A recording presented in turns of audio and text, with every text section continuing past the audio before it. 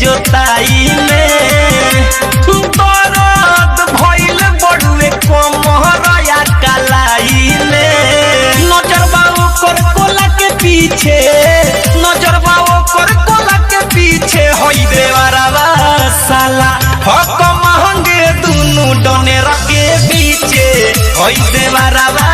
साला हक महंगे दुनु डने रखे बीचे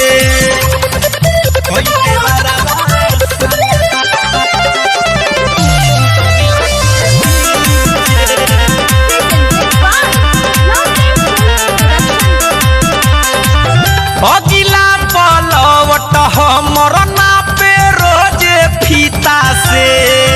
कहे भौजी तोहारा के देहब हम बीता से आए हाय अगिला पलवट हमर नापे रोजे फीता से कहे भौजी तोहारा के देहब हम बीता से मोटर से पानी रोजे रोजे सींचे मोटर से पानी रोजे रोजे सींचे होई देवरवा साला हक महंगे दुनु डने रखे बीचे होई देवरवा साला हक महंगे दुनु डने रखे बीचे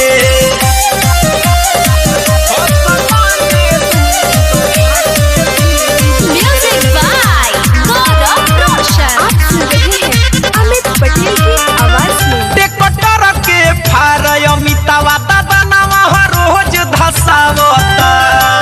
गरी जब माना उलटे हमारा के गरियावता टेकटर के फार अमितावा दादा नवा रोज धसावता गरी जब माना उलटे हमारा के गरियावता धई के अचारा जबरी खींचे होई के अचारा जबरी खींचे होई देवरवा साला हक महंगे दुनु डने रखे बीचे होई देवरवा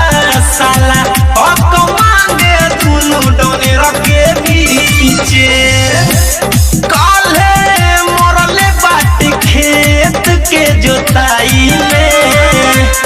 दर्द भइल बड़ुए कोमहरया कलाई में नजरबा ओकर कोला के पीछे